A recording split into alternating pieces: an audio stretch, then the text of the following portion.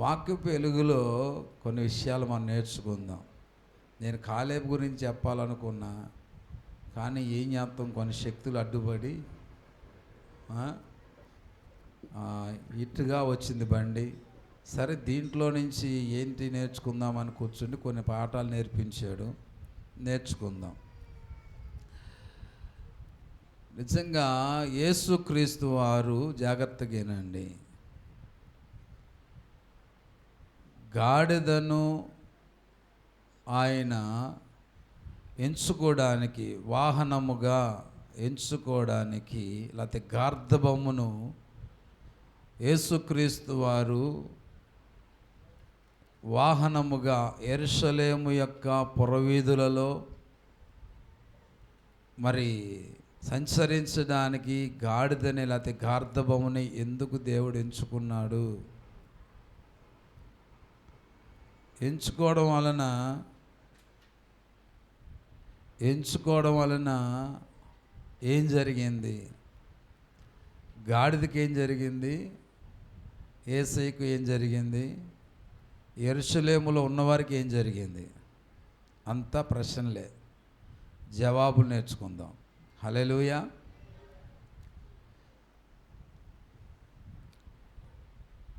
యేసుక్రీస్తు వారు గాడిదని ఎందుకు ఎంచుకున్నాడు? ఆయన ఎవరు అసలు? ఆయన మహోన్నతుడు, మహిమాన్వితుడు, రాజులకు రాజు, ప్రభువులకు ప్రభువు, అలాగే దేవాతి దేవుడు, సర్వసృష్టికర్త. సర్వమును కూడా ఆయన నోటి మహత్తు చేత చేసినవాడు. ఆయన నోటిలో శక్తి ఉంది, ఆయన హస్తాల్లో శక్తి ఉంది, తన కళ్ళల్లో శక్తి ఉంది, అలాగే అంటే తన చూపులో శక్తి ఉంది, ఆయన పాదాల శక్తి ఉంది. టోటల్గా ఆయన శక్తిమంతుడు. ఇన్ని అర్హతలు, యోగ్యతలు కలిగినటువంటి రాజులకు రారాజు అయినటువంటి యేసురాజు గాడిదను ఎందుకు వాహనంగా దాన్ని ఉపయోగించుకున్నాడు అంటే, సహజంగా రాజాతి రాజు అవ్వక్కర్లేదు, రాజు అయి ఉండొచ్చు, లేకపోతే ఆ రాజు ఓడిపోయిన రాజు అయి ఉండొచ్చు, గెలిచిన రాజులు అయి ఉండొచ్చు. ఓడిపోయిన రాజులైనా గెలిచిన రాజులైనా సరే, వాళ్ళు ఓడిపోయినప్పటికీ సరే వాళ్ళ స్టామినాని, వాళ్ళ స్థాయిని ఎక్కడ తగ్గించుకోకుండా వాళ్ళు ఏం చేస్తారంటే, గెలిచినోడు గుర్రం మీద వెళ్తాడు, ఓడిపోయినోడు గుర్రం మీద వెళ్తాడు. అవునా కాదా? వాళ్ళ స్థాయిని తగ్గించుకుంటారా? ఏనుగంట చచ్చినా వెయ్యనంట, బతికినా వెయ్యనంట. లేకపోతే ఎంతైనా వేసుకోండి, మీ ఇష్టం. మీకు 1000 అంటే దాన్ని ఏమైనా విలువ తక్కువ చూసినట్టుకుంటే మీరు అంతైనా వేసేసుకోండి. అయితే రాజు కూడా ఓడిపోయిన రాజే, గెలిచిన రాజే. ఆయన స్థాయి, ఆయన విలువను ఎక్కడ తగ్గించుకోడు. ఓడిపోయాను కదా అని చెప్పి, గెలిచానని కానీ. వాళ్ళ గుర్రాలనే వాహనాలుగా చేసుకుంటారు. కారణం ఏంటంటే, గుర్రము దేన్ని సూచిస్తుంది, గాడిద దేన్ని సూచిస్తుంది అంటే, గుర్రము యుద్ధానికి, శక్తికి, గర్వానికి సూచనగా కనబడుతుంది. గుర్రం దేనికి సూచన కనబడుతుందండి? చెప్పాలి అందరూ కూడా, చెప్పండి అమ్మా. ఎట్టాగే చెప్పారు వీధులను తిరిగి? ఎట్టాగే చెప్పారా? మరి మాట్లాడరే, అలసిపోయారేంటి? ఇలా అనుకుంటే చెప్పండి, నేను పాటరమ్మ గారు తిరుగుతాం. మా పాటరమ్మ గారు చూసారా, ఇందాక నుంచి ఎలా స్తోత్రం చెప్తుందో, లేలుయా అని. అసలు అందరూ ఆపేసినా కానీ ఆ వాయిస్ ఇంక వస్తానే ఉంది. అది హల్లెలూయా, హల్లెలూయా. దేనికి సూచన? శక్తికి, యుద్ధానికి, గర్వానికి గుర్రం సూచనగా కనబడుతుంది. కానీ గాడిద వినయమునకును శాంతికి సూచన కనబడుతుంది. గాడిద దేనికి సూచన అండి? వినయమునకు, శాంతికి సూచన కనబడుతుంది. ఇప్పుడు చెప్తున్నాను, గాడిదనే దేవుడు ఎందుకు వాడుకున్నాడు, వాహనంగా చేసుకున్నాడంటే, ఏమండి, మనము ఆరాధిస్తున్న దేవుడు శాంతి ప్రదాత. ఆయన హల్లెలూయా. ఎవరండి ఆయన? శాంతి ప్రదాత, శాంతి దూత కాదు. దూత వేరు, ప్రదాత వేరు. ఆయనే శాంతి, ఆయన ద్వారాగానే. అందుకనే నేనిచ్చు శాంతిని, నా శాంతిని మీకు అనుగ్రహించ వచ్చి ఉన్నాను అంటున్నాడు ఆయన. ఆయన శాంతినే మనకిస్తున్నాడు. ఆయన శాంతి దూత కాదు, ఎవరిదో వేసుకొని వచ్చినోడు కాదు ఆయన. ఆయనే శాంతి దూత. అంత మాత్రమే కాదు, ఆయన వినయము కలిగిన వాడు, సాత్వికుడు, తగ్గింపు కలిగిన దేవుడు ఆయన. Praise the lord. హల్లెలూయా. అందుకనే ఇంకొకటి కూడా చెప్తున్నాను, దానికోసమే ఆయన ఏం చేశాడంటే గాడిదను వాహనంగా చేసుకున్నాడు. ఒక కారణం. రెండవదిగా, కొన్ని వందల సంవత్సరాల క్రితము ప్రవచించిన ప్రవచన వాక్కులు అవి నిరర్థకము కాకుండా ఉండడానికి, అవి నెరవేర్చబడడానికి యేసుక్రీస్తు వారు గార్ధబొమ్మను ఆయన వాడుకున్నాడు. హల్లెలూయా, హల్లెలూయా. ఒకటి, గాడిదను ఎందుకు ఆయన వాహనంగా చేసుకుని ఉన్నాడో అనేది మనం నేర్చుకున్నాం. ఇప్పుడు రెండవదిగా, గాడిద అంటే అసలు ఎందుకు యెరూషలేమునకు వెళ్ళాడు, వెళ్ళుడు ద్వారాగా యెరూషలేము వారికి ఏం జరిగింది ఏంటి అనేది, గాడిదను మరి గాడిద యేసయ్యను మోయడం వల్ల దానివల్ల దానికి కలిగింది ఏంటి, అసలు ఆ గాడిద దేవుని వాహనానికి లేకపోతే దేవుని మోయడానికి ఒక వాహనముగా అది ఎంచబడ్డానికి గల కారణం ఏమిటి, ఇలాంటివన్నీ మనం చూస్తే చూద్దాం. మనం చూడండి, ఇప్పుడు యేసుక్రీస్తును మోయడానికి గాడిద ఉపయోగపడింది, మోసే అవకాశం కలిగింది. మోసే అవకాశము గాడిదకి కలగడానికి గల కారణం ఏంటంటే, చూడండి లూకా సువార్త, బైబిల్ కలిగిన వాళ్ళు బైబిల్ తీయండి.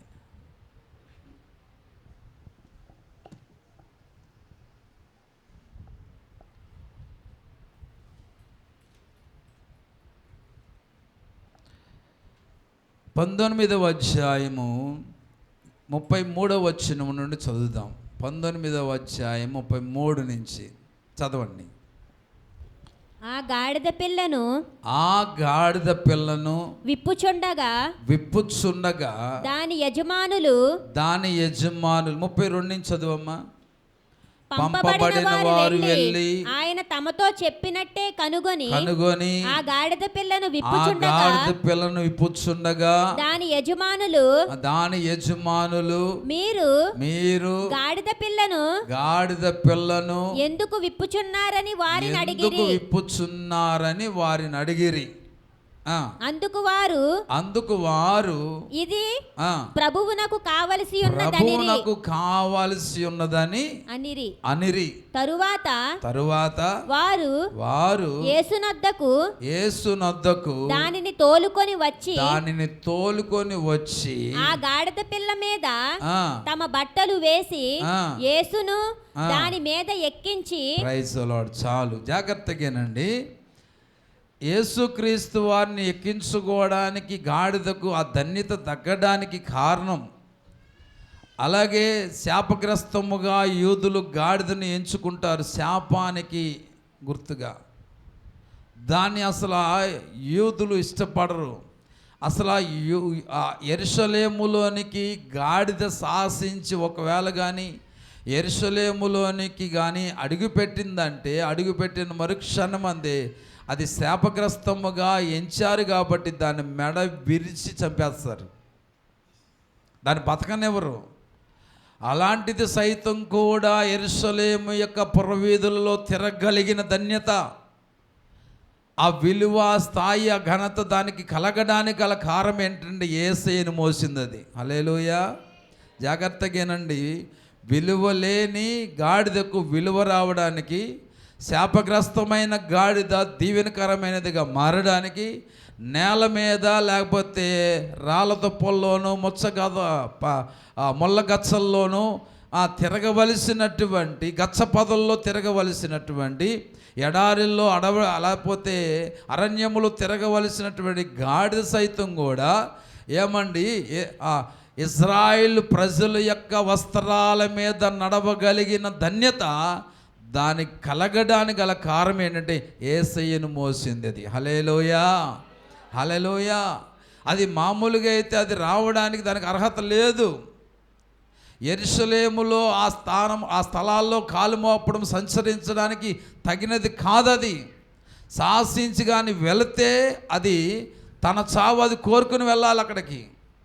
ఏమండి, అలాంటి దానికి యెరూషలేములో ఇశ్రాయేలు ప్రజలు, దేవుని నిబంధన ప్రజలు, యూదులు వారి విలువైనటువంటి వస్త్రాలను పరచి ఏమండి వాటి మీద అది నడవగలిగిన భాగ్యం, ఆ ధన్యత ఆ గాడిదకు లేదా ఆ గార్ధబొమ్మకు కలగడానికి గల కారణం ఏంటంటే సాక్షాత్తు సృష్టికర్త అయిన యేసునాథుని ఆ గాడిద మోసింది. హల్లెలూయా, హల్లెలూయా. ఇప్పుడు ఒక మాట చెప్తున్నాను, ఆ స్థాయి ఆ గాడిదకి రావడానికి కారణం ఏంటి తెలుసా? దాన్ని పోషిస్తున్న మేపుతున్న యజమానుడిదే ధన్యత. హల్లెలూయా. ఎవరి ధన్యత అండి అది? దాన్ని మేపిన అలాగే కాస్తున్న యజమానుడిది. ఎలా చెప్పగలుగుతారు పాస్టర్ గారు అంటే, పిలవని పేరంటానికి వెళ్ళినట్టుగా వెళ్ళారు. వెళ్ళి వారిది కాదు, కనీసం ఒక చెంచా తీసుకోవడానికైనా, ఒక సూది తీసుకోవాలన్నా, ఒక తీసుకోవాలన్నా పరాయి వాళ్ళది వాళ్ళు పర్మిషన్ అడిగి తీసుకుంటాం, అవునా కాదా? అంతేనా? ఒకవేళ వారు పర్మిషన్ లేకుండా వారిని అడక్కోకుండా తీసుకుంటే తీసుకున్న వారిని ఎవరు వస్తువు తీసుకున్నాలో వారు ఏమంటారు? వాళ్ళని ఏమంటారు? దొంగ, నాకు చెప్పకుండా ఎందుకు తీసుకెళ్తున్నావు? చెప్పి తీసుకెళ్ళాలి కదా. ఇలా ఎన్ని వస్తువులు తీసుకెళ్ళిపోయావో ఏమో, ఈ మధ్యకాలంలో మా ఇంట్లో వస్తువులు కూడా కనబట్టల, దానికి కారణం మీరేనేమో అన్ని ఇన్ని అబండాలు వేస్తారు మన మీద. వేస్తారా లేదా? కానీ ఇక్కడ జరిగింది ఏంటి తెలుసా? వాళ్ళు అడగా పెట్టకోకుండా వెళ్ళి యేసయ్య చెప్పాడని చెప్పి ఆ ప్రాంతానికి, ఆ ఇంటికి వెళ్ళి కట్టబడిన గాడిదని ఏం చేశారండి? ఇప్పుచూ ఉన్నారంట. ఇప్పుచూ ఉండగా ఎవరిదైతే గాడిద ఉందో ఆ గాడిద తాలూకు వాళ్ళు వచ్చి అంటున్నారు, ఏమయ్యో ఏంటి, ఎంత ధైర్యం నీకు, చెప్పబెట్టకుండా గాడిద ఇప్పేస్తున్నావేంటి, ఎందుకు ఇప్పుతున్నావు నీవు అని చెప్పి అడిగినప్పుడు వాళ్ళు చెప్పిన మాట, ఇది నీదై ఉండొచ్చు కానీ నీదయ్యున్న నీ గాడిదను ఇప్పుడు యేసయ్య కావాలంటున్నాడు. హల్లెలూయా. ఏమంటున్నాడు? యేసయ్య కావాలంటున్నాడు. అది అంతవరకు ఇక్కడ రాయబడి ఉంది. తర్వాత వాళ్ళు ఏం చేశారు? తోలుకుని వెళ్ళిపోయారంట. అంటే అడిగిన వారు ఏమండి అడిగారు, తర్వాత తోలుకునే వెళ్ళేవారు తోలుకుని వెళ్ళిపోయారు. ఈ మధ్యలో జరిగింది ఏంటంటే వారి అంగీకారాన్ని వ్యక్తపరిచినట్లుగా కనబడుతుంది. వారి అంగీకారం లేకుండా, వారి ఇష్టం లేకుండా కట్టబడినటువంటి గాడిదను ఇప్పుకొని తోలుకెళ్ళే అధికారము యేసయ్య పంపించిన వారికి ఉంటుందా? ఉంటుందా అండి? ఉండదు. యేసయ్య అవ్వచ్చు, లేకపోతే కొంతమంది అంటారు, ఏంటి ఎవరిని అనుకున్నావు, ఎవరిని అనుకొని మాట్లాడుతున్నావు, నన్ను ఎప్పుడు చూడలేదా, నేను వాళ్ళ పక్కన వీళ్ళ పక్కన తిరుగుతున్నా, ఎప్పుడు గమనించలేదా, నా గురించి తెలిసి నన్ను అడుగుతున్నావా అని అడిగారండి. పోవాయా బోడోడా, నువ్వు ఎవడవైతే నాకేంటి, నువ్వు ఇప్పుతున్న గాడిద నాది, నువ్వు ఎవరైతే నాకేంటయ్యా, నా గాడిద అది, ఇప్పడానికి నీవెవడో అని చెప్పి ఎవడైనా రివర్స్ అవుతాడు, అవునా కాదా? ఇప్పుడు దేవుడైతే ఎవడికేంటి, ఎవరైతే ఎవడంటయ్యా అడిగి తీసుకెళ్ళాలి. నీ దేవుడికి చెప్పలేదా? నీ నాయకుడు చెప్పలేదు, మీ అధికారి చెప్పలేదా, మీ నాన్న చెప్పలేదా, మీ అమ్మ చెప్పలేదా అడిగి తీసుకెళ్ళాలని అని చెప్పి ఎదుటివారు ఏదో ఒక మాట అంటారు. కానీ ఇక్కడ వారు మారు మాట మాట్లాడుకోకుండా వారు అడిగినప్పుడు వారు అంగీకారాన్ని వ్యక్తపరిచారు, వారు మౌనం దాల్చారు. కాబట్టి వారి ఇష్టాన్ని మౌనంతో తెలియజేశారు. కాబట్టి కట్టబడిన గాడిద విప్పబడింది. హల్లెలూయా, హల్లెలూయా. ఈరోజు జాగ్రత్తగా వినండి దేవుని బిడ్డలారా. ఈరోజు దేటి చేత వేటి చేత దేని చేత నువ్వు కట్టబడి ఉన్నావో, బంధించబడి ఉన్నావో, ఇబ్బంది పడుతూ ఉన్నావో, వేదన చెందుతున్నావో, రోధిస్తున్నావో, కంటతడి పెడుతున్నావో, నిద్ర పట్టని అనుభవాలు ఎదుర్కొంటున్నావో, నెమ్మది లేని స్థితిని నువ్వు కలిగి ఉన్నావో, ఈరోజు ఏ బంధకాల చేత నువ్వు బంధించబడ్డావో ఆ బంధకాలన్నీ విప్పబడాలంటే నీ అంగీకారాన్ని నువ్వు తెలియపరచాలి. హల్లెలూయా. నీ ఇష్టాన్ని నువ్వు తెలియపరచాలి. ఎప్పుడైతే నువ్వు ఇష్టాన్ని తెలియపరుస్తావో, నువ్వు ఇష్టపడతావో, ఆ ఇష్టపడిన మరుక్షణమంతే కట్టబడిన బంధించబడిన ప్రతి బంధకాలు ఆ కట్లన్నీ తెగిపోతాయండి. హల్లెలూయా. కట్టబడిన గాడిద విప్పబడింది. యజమానులు ఒప్పుకున్నారు, అక్కడ తన ఇష్టాన్ని తెలియపరిచారు. ఈరోజు ప్రియ దేవుని బిడ్డలారా, ఇప్పటి వరకు మీ బిడ్డలను మీరు చదివించారు, పెంచారు, పోషించారు, పెద్దవారిని చేశారు. వారిని ఏదో చేద్దాము, ఏదో చేయాలనే ఉద్దేశంతో నీ బిడ్డలను కష్టపడి చదివిస్తూ వచ్చావు. నేను అంటున్నాను, నువ్వు చదివించింది ఓకే. ఆడు కూడా ఆ గాడిదను చిన్నప్పటి నుంచి మంచి మంచి మేత పెట్టి, మంచి ఆహారం పెట్టి పెంచి పెద్ద చేశాడు. పెద్ద చేసిన ఆ గాడిదకు విలువ ఎప్పుడు వచ్చిందంటే, ఘనత ఎప్పుడు వచ్చిందంటే, అంతకుముందు మేత పెట్టాడు, పెంచాడు, పెద్ద చేశాడు. ఏమండి, కానీ యెరూషలేముకు వెళ్ళే ధన్యత దానికి లేదు. యెరూషలేములో కాలు పెట్టే భాగ్యం దానికి లేకుండా పోయింది. కానీ లేని భాగ్యము ఏమండి యజమానుడి యొక్క గాడిదకు కలగడానికి గల కారణం ఏంటంటే, సృష్టికర్త అయిన యేసయ్యను మోయడం ద్వారాగా. హల్లెలూయా. ఈరోజు నీ చదువుల వలన, నీ పెంపకం వలన ఏమండి, లేకపోతే నువ్వు పెట్టిన ఫుడ్ వలన నీ బిడ్డలు కలగని ఆరోగ్యమైన, కలగని ఏమంటే దీవెనైన, సంతోషమైన, ఆనందమైన, ఆశీర్వాదమైన ఎప్పుడు నీ బిడ్డలు కలుగుతుందంటే, నీ బిడ్డలు ఎప్పుడైతే దేవుడి కొరకు పెంచబడతారో, ఎప్పుడైతే దేవుడి కొరకు పని చేయగలుగుతారో, ఎప్పుడైతే దేవుడి కొరకు పరుగులెత్తగలుగుతారో, ఎప్పుడైతే దేవుడిని మోసుకొని పోతారో, అప్పుడే నీ బిడ్డలకు విలువ కలుగుతుంది. నీ వలన కలగని ధన్యత బిడ్డలు కలుగుతుంది. నీ వలన కలగని ఆశీర్వాదము, నీ వలన కలగని ఆరోగ్యము, నీ వలన కలగని సంతోషము, నీ వలన కలగని దీవెన ఎప్పుడైతే యేసయ్యను మోయగలుగుతారో, యేసయ్యను గురించి చెప్పగలుగుతారో, యేసు కొరకు బ్రతకగలుగుతారో, యేసు కొరకు పెంచగలుగుతారో, అప్పుడే మీ బిడ్డలకు విలువ పెరుగుతుంది. హల్లెలూయా.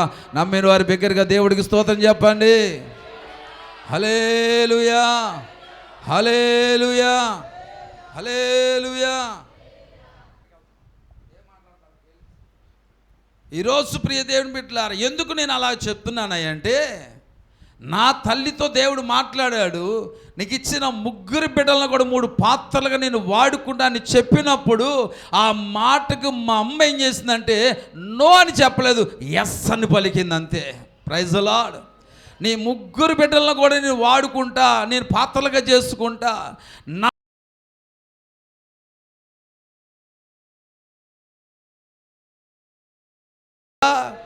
వ్యత్యాసం చెప్తాను వినండి. మా అమ్మ కూడా మాకు పాఠాలు నేర్పించారు, చదువులు నేర్పించారు, తిండిలు పెట్టారు, మంచి బట్టలను ఇచ్చారు.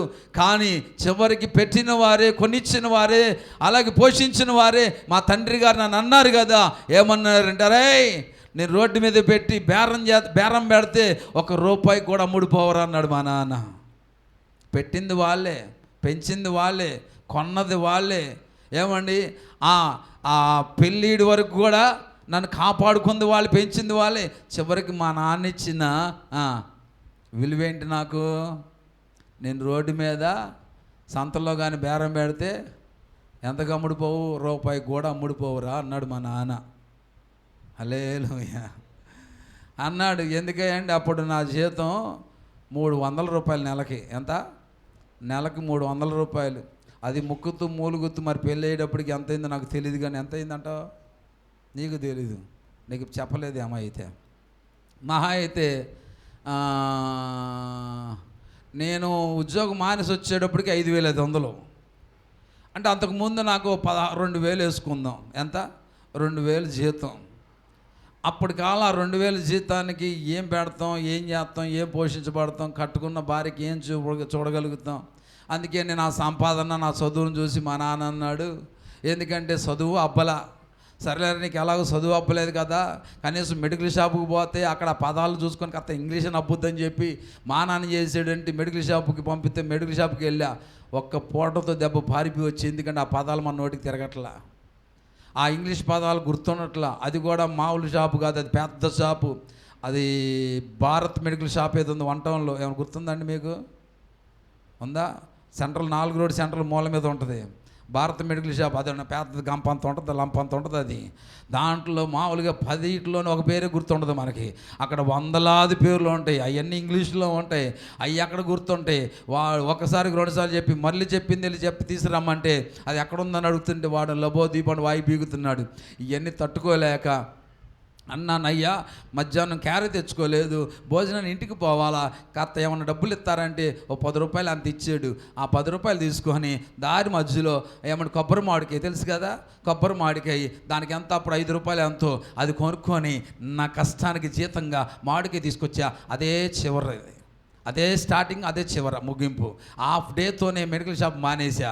వీటికి చదువు అబ్బలా, ఎక్కడ పెట్టినా రాణించట్లేదని చెప్పి లాస్ట్కి ఏం చేశాను, అటు తిరిగి ఏమన్నా చివరికి మేకుల కంపెనీలో జాయిన్ అయ్యా. అక్కడికి వెళ్ళిన కాడి నుంచి ఏమన్నా ఇంటికి రాగానే గబ్బు వాసన వస్తుంది, నువ్వు స్నానం చేసి రాని వాళ్ళు ఇంట్లో వాళ్ళు. కష్టపడి వచ్చాడు కదా, మంచినీళ్ళు ఇవ్వడం లేదు, ముందు స్నానం చేసి రాని, ఎందుకంటే ఆయిల్ కంపు కొడుతుందని ఇంట్లోకి రానిచ్చేవాళ్ళు కాదు. ఇలాంటి జీవితం కలిగి ఉన్నటువంటి నా బ్రతుకుని ఎప్పుడైతే 2008వ సంవత్సరములో ఈ యొక్క జీవితంలో అది ఈ గాడిద యేసయ్య కొరకు ఎప్పుడైతే సమర్పించుకుందో, ఆ 2008 మొదలుకొని ఈరోజు 2026 సంవత్సరం వరకు కూడా నా దేవుడు అంచెలంచెలుగా నా దేవుడు నన్ను దీవిస్తూనే ఉన్నాడు. Praise the Lord. మా నాన్న చెప్పాడు, ఎంతకి రూపాయి అమ్ముడు పోవరా అన్నాడు. అప్పటికి దేవుడు కృప ఉంది కాబట్టి ఏమండి 75,000కి అమ్ముడిపోయా నేను. ఎంతకే చెప్పరే? ఎంతకే? నా రేట్ ఎంత అనుకున్నారు? పాస్టమ్ గారు నాకు ఇచ్చి కట్టబెట్టడానికి అక్షరాల మా అత్తగారు ఏం చేశారంటే 75,000 రూపాయలు వెచ్చించి నన్ను వారు అల్లుడిగా చేసుకున్నారు. రూపాయి ఎక్కడ, 75,000 ఎక్కడ? మీరు అనుకుంటున్నారు 75,000గా. ఇప్పుడు బట్టి చూస్తే కనీసం అది 2002లో జరిగింది నా పెళ్ళి. అంతేనా? డేటు కరెక్ట్ చెప్పానా? పోనీలే బతికిచ్చావు. 2002లో జరిగింది పెళ్ళి. అప్పుడు నన్ను 75,000కి బేరం పెట్టి నన్ను వాళ్ళ అల్లుడిగా చేసుకున్నారు. ఏమో నన్ను కోడలుగా చేసుకున్నాం మేము. ఆ రోజు మరి దాంట్లో కమిషన్ ఎవరికి? 2 ఆడబిడ్డలు ఉన్నారుగా, ఆమెకి వదిన ఆడబిడ్డ, 5,000 దానికి పోయాయి. అయితే నా విలువ ఎంత? 70,000. ఒకవేళ చెప్తున్నాను అప్పుడు 70,000, ఇప్పుడైతే నేను చెప్పగలను 20 నుంచి 30 లక్షల వరకు ఉంటుంది. అంటే విలువ రూపాయి మా నాన్న చెప్పింది. కానీ యేసయ్యని ఎప్పుడైతే మోసానో 30 లక్షలకి నా విలువ వచ్చిందనమాట. Praise the Lord. ఎంత బాగా చప్పట్లు కొట్టి మీ చప్పట్లు పాడుగాను బంగారంగాను గట్టి కొట్టిన చప్పట్లు. ప్రతి చప్పట్లు ఒక బంగారం అంటే ఎంత గట్టి కొడతారు మీరు? హల్లెలూయా. జాగ్రత్తగానండి నా మాటలు. గాడిదకు విలువ లేదు, విలువలేని గాడిదకు, యెరూషలేము పట్టణాలకి, యెరూషలేము పురవీధుల్లో తిరగడానికి కూడా అర్హత లేని గాడిదకు యేసయ్యను మోయడం ద్వారాగా దానికి ఏమొచ్చిందండి? విలువ వచ్చింది, ఘనత పెరిగింది. హల్లెలూయా. నేను అనుకుంటున్నాను కదా, పురవీధుల్లో తిరుగుతున్నప్పుడల్లా వెళుతున్నప్పుడు అది ఇట్టా చూసి, ముసల్దానా నీ వీధిలోకి వస్తే నా తల ఇరిపి చంపేస్తానన్నావుగా, ఇప్పుడు ఇరిపొచ్చి నువ్వు ఇప్పటి వరకు నా కాళ్ళ కింద వేసిన చీర ఇప్పటిదాకా నువ్వు వాడుండవు. నువ్వు వాడని చీర ఇప్పుడు నా కాళ్ళ కింద ఉంది. నువ్వు వాడిన దుప్పటి ఇప్పుడు నా కాళ్ళ కింద ఉంది. నువ్వు వాడనవి ఇప్పుడు నేను తొక్కుతున్నా. ఇగో చూడు, ఈ స్థాయి నాకు ఎందుకు వచ్చింది తెలుసా? నా భుజం మీద ఒక ఆయన ఉన్నాడు. ఈ స్థాయికి రావడానికి కారకుడు ఒక ఆయన నా భుజం మీద ఉన్నాడు. ఇప్పుడు నన్ను ఏం చేయలేవు నీవు. Praise the lord. హల్లెలూయా. ఏ యొక్క పురవీధిలో ఉన్నవారైతే వస్తే నీ అంతు చూస్తా, నిన్ను చంపేస్తా, నిన్ను నరికేస్తా, నిన్ను పోగులు పెడతానని ఏ గాడిదకైతే సవాలు చేశారో, ఇప్పుడు ఆ గాడిద అదే పురవీధుల్లో అదే మనుషుల యొద్ద ఏమండి వెళ్ళగలుగుతుందంటే దానికి ఆ కారణం ఏంటి తెలుసా? అది యేసయ్యను మోసింది. Praise the lord. హల్లెలూయా. ఈరోజు నీ జీవితానికి, నీ కుటుంబానికి, నీ కలిగిన వాటికి, ఏమన్నా నీ వ్యాపారానికి, నీ ఉద్యోగానికి, నీ చదువుకు, నీ స్థాయికి, నీ సంపాదనకు వ్యతిరేకంగా ఎవడైనా సవాల్ చేసి చెప్తున్నాడేమో. నీ స్థాయి ఎంత, నీ జీతం ఎంత, నీ ఉద్యోగం ఎంత, నీ బతుకేంటే, నీవు ఎవరైనా ఒకవేళ నీకు సవాలు చేస్తూ, నీ ఎందు ఏలు చూపిస్తూ, నీ ఎదుట గర్వంగా మాట్లాడుతున్నారేమో. ఆ గర్వ మాటలు, ఆ ఏలు చూపిస్తున్న మాటలు చూసి ఒకవేళ తట్టుకోలేని పరిస్థితులు ఉన్నావేమో. ఇదిగో నిన్ను కూర్చొని ఆ యేసయ్య చెప్తున్నాడు, గాడిద యేసయ్యను మోసినందుకు విలువచ్చినట్లుగా ఈరోజు సమర్పించుకో. ఈ రోజు నుంచి నాయన నిన్ను మోసుకొని పోతానయ్యా అని చెప్పి నువ్వు కానీ తీర్మానించుకున్నట్లయితే, ఏ ప్రాంతంలో అయితే అవమానపరచబడ్డావో, ఏ ప్రాంతంలో అయితే గేలి చేయబడ్డావో, ఏ ప్రాంతంలో అయితే చిన్న చూపు చూపించబడ్డావో, ఎవరి మధ్యలో అయితే గేలి చేయబడ్డావో, వారి మధ్యలో నా దేవుడు నేను ఘనమైన వ్యక్తిగా నిలబెడతాడు. గాడిదకు ఇచ్చిన విలువ నీకు ఇస్తాడు. గాడిదకు ఇచ్చిన ఘనత నా దేవుడు నీకు ఇస్తాడు. దానికి ఈ గాడిదే ఉదాహరణ. Praise the lord. హల్లెలూయా. ఇంకో మాట చెప్పనా, సహజంగా ఎవడో కూడా నెత్తి మీద చేయి పెట్టించడానికి ఇష్టపడతారా? ఇష్టపడరు. చేయని దరిద్రం కూడా చేయి పగడే అంటే తొందరపడి ఎవరు కూడా వారి శిరస్సును తీసుకెళ్ళి ఎదుటి వారి చేతి కిందకు పెట్టనివ్వరండి. ఎక్కడైనా చేయబెట్టిన అంటే మామూలుగా భుజం మీద వేసిన ఎక్కడేసినా ఒప్పుకుంటారు, కానీ నెత్తి మీద చేయడానికి తొందరపడి ఇష్టపడరు. కానీ ఈరోజు ఈ గాడిదకు యేసుని ఎక్కించుకోవడం ద్వారాగా, యేసయ్యను మోసుకుని వెళ్ళడం ద్వారా ఏమైందంటే అనేక మంది శిరస్సుల మీద చేయిబెట్టి వారి దీవెన కొరకు, వాళ్ళ మేలు కొరకు, వారి విడుదల కొరకు ప్రార్థించి ఒక ధన్యతను దేవుడు ఇచ్చాడు. హల్లెలూయా. నిజంగా దేవుడు మహిమ కొరకు చెప్తున్నా, ఎవరెవరు నెత్తి మీద అయితే ఆ శిరస్సు మీద చేతులు పెట్టి ప్రార్థిస్తూ వచ్చామో వారి జీవితాల్లో దేవుడి కార్యాలు చూస్తూ ఉన్నారండి.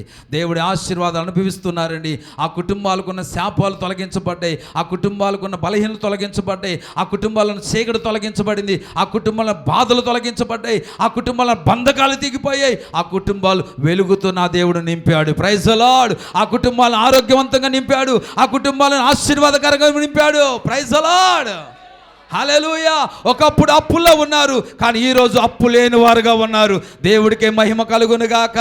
ఆ ధన్యత, ఘనత, విలువ ఈ గాడిదకు రావడానికి కారణం ఏంటంటే, ఒకప్పుడు ఈ గాడిద లోకానుసారంగా, లోక సంబంధమైన వాటిల్లో మునిగి తేలుతూ వచ్చింది. కానీ ఎప్పుడైతే యేసయ్యను మోయడం అనేది నేర్చుకుందో, యేసయ్యను ఏమంటే తిప్పడమే, యేసయ్యను గురించి తెలియచేయడం ఎప్పుడైతే నేర్చుకుందో, ఆ మరుక్షణం నుంచి ఈ గాడిదకు విలువ పెరిగింది. Praise the lord. Hallelujah. Hallelujah. ఈ గాడిద నోటి ద్వారాగా దేవుడు ఆత్మ ప్రేరేపణ చేత ప్రవచించిన ప్రవచనాలను కూడా దేవుడు నెరవేర్చుకుంటూ వచ్చాడు. దేవుడికి మహిమ కలుగునుగాక. హల్లెలూయా. హల్లెలూయా. ఈరోజు మీ బిడ్డలకు కూడా గుర్తుపెట్టుకోండి, మీరు చదివిస్తున్నారు, చదివించుకోండి, కానీ భవిష్యత్తు మాత్రం దేవుడి చేతికి అప్పగించండి. ప్రభువా, నా బిడ్డల భవిష్యత్తు నీకు అప్పగిస్తున్నాం. నువ్వు ఎలాగ వీళ్ళని నడిపించాలనుకుంటున్నావో, వీళ్ళని ఎలాగన్నా ముందుకు తీసుకెళ్ళాలనుకుంటున్నావు ప్రభువా, ఆ రీతిగా నీవే వీరిని నడిపించుకో ప్రభువా. ఈరోజు నా బిడ్డల విషయంలో కూడా అదే చెప్తున్నా. ఇప్పుడు చదువులు పూర్తయిపోతాయి ఈ సంవత్సరంతో అని చెప్పి, అమ్మా నువ్వు ఏ కంపెనీకి వెళ్తావయ్యా, నువ్వు ఎక్కడ ఉద్యోగం చేస్తావయ్యా అని నా పిల్లలతో ఎప్పుడు మాట్లాడాలా. మా వాడితో నిన్నే అడిగారా, ఇప్పుడు దాకా వెళ్ళావు కదరా, దేంట్లో అయినా పిలుపు వచ్చిందా నీకు అన్న. ఏదో 1-6 వెళ్ళాను, ఫస్ట్లో వెళ్ళాను అంటున్నాడు. ఏ గేర్లు వెళ్ళాను నాకు తెలియదు, కానీ విన్నాను, కామ వినేసి వచ్చి. ఎందుకంటే తండ్రికి అడగపోతే బాగోదుగా, కనీసం మా నాన్న నన్ను అసలు ఏం అడగట్లేదని ఫీలింగ్ వాళ్ళు లేకుండా, సరే ఏందిరా ఇంతవరకు ఏదో అది అంటున్నావు, ఇది అంటున్నావు, దానికి వెళ్ళాలి, దీంట్లోకి వెళ్ళాలి అంటున్నావు, వెళ్తున్నావు, ఇంతకు దేంట్లో అయినా సెలెక్ట్ అయ్యావా అన్న. అంటే కొన్ని వచ్చినాయి, కానీ డాడీ శాలరీలు పెద్దగా లేదు, అలాగే దూరంగా వెళ్ళాలి, ఆ మాత్రం దానికి ఎందుకు లేని ఆగిపోయాను, వెనక్కి వచ్చేసాను అన్నాడు. మరి అవన్నీ ఏంటో మనకు ఆ గోళ మనకు తెలియదు. మనకు తెలిసిన గోళ ఒకటే, యేసయ్యని గురించి చెప్పడం తప్ప రెండో గోళ తెలియదు మనకి. హల్లెలూయా. మనకు తెలిసిన గోళ ఏంటండి? యేసయ్యని గురించి చెప్పడమే. వాళ్ళు ఏదో చెప్తారు, చెప్పింది అప్పుడు వింటాను, అప్పటికే గుర్తుండదు. మళ్ళీ తల బయటకు వచ్చిన తర్వాత వాడు ఏం చెప్పాడని అడగడమే మళ్ళీ. హల్లెలూయా. ఈరోజు నేను అదే చెప్తున్నాను, నా బిడ్డలు మంచిగానే చదివించాను, కానీ వారిని మాత్రం ఒకటి అన్న ప్రభా, నీ చిత్తములు. ఎందుకంటే నీ ఉద్దేశము మా బిడ్డల జీవితంలో నెరవేర్చితేనే వాళ్ళు ఘనమైన వారిగా ఉంటారు, గొప్పవారిగా ఉంటారు, ఉన్నతమైన స్థితిలో ఉండగలుగుతారు, విలువ కలిగిన వారుగా ఉంటారు నాయన అని చెప్పి ఆ ఉద్దేశముతోనే నా బిడ్డలను పెంచుతూ ఉన్నానండి. ప్రైజ్ ది లార్డ్, హల్లెలూయా. అంత మాత్రమే కాదు, ఈ మధ్య కాలంలో మన శుక్రవారమే నేను ఒకప్పుడు ఎక్కడైతే ఉద్యోగం చేస్తూ వచ్చానో ఆ కరిముల్లా బాబా ఆ ఇండస్ట్రీస్లో ఓనర్ గారు సురేష్ గారు ఉంటే ఆయన దగ్గరికి ఏదో పని మీద వెళ్ళి తలుపు తీయంగానే రండి రండి అంటున్నాడు సురేష్ గారు. ఒకప్పుడు ఏరా వాసు వాసు అనేవాడు, ఇప్పుడు ఏమంటున్నాడంటే రండి రండి వాసు గారు లోపలికి రండి అంటున్నాడు. అనగానే మాట్లాడుతుండే కూర్చోండి అంటున్నాడు. అలాగని చెప్పి ఏమండి ఒక అరగంట పైచులుగా ఆయన కోట్లకు పడగలెత్తున్నాడు, ఆయన కోటేశ్వరుడు. ఆయన నేను ఆర్డర్ ఇవ్వడానికి ఏదో మాట్లాడడానికి వెళ్ళినప్పుడు ఆయన కూర్చోండి అని చెప్పి ఏమండి చాలాసేపు మాట్లాడుతున్నాడండి. హల్లెలూయా. ఈరోజు ఆ స్థాయి, ఆ విలువ రావడానికి ఆయన అంటున్నాడు కదా, ఇగో మా మేస్త్రి గారు, ఒక కోలే మేస్త్రి గారు ఉన్నారు కదా, ఆయన అంటున్నాడు నువ్వు చాలా పెద్దవాడిగా పెద్ద తరహాలో కనబడుతున్నావు అంటున్నాడు. ఎలా కనబడుతున్నానంట అంటే మీసాలు తెల్లబడి ఈ పెద్దతనం కాదు, ఈ పెద్దరికం కాదు, మనిషిగా అనంట ఒక పెద్ద మనిషిలా కనబడుతున్నానంట.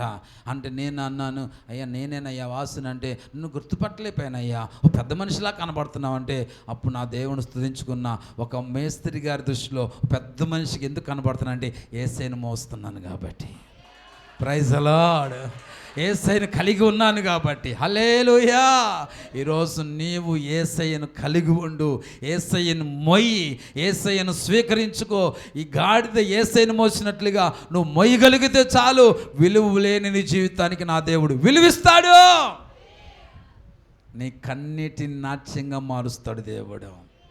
ఒకప్పుడు మారాలండి బ్రతుకు, ఎండిపోయిన అనుభవం అండి, ఎండిపోయిన మొద్దులాంటి జీవితం. ఎప్పుడైతే యేసయ్యను మోయడం మొదలుపెట్టానో, యేసయ్యను గురించి ప్రకటించడం మొదలుపెట్టానో, ఈ మొద్దులోనికి చిగురు పుట్టడం మొదలైంది. హల్లెలూయా. మారాలంటే అనుభవాలు మధురముగా మార్చబడ్డాయి.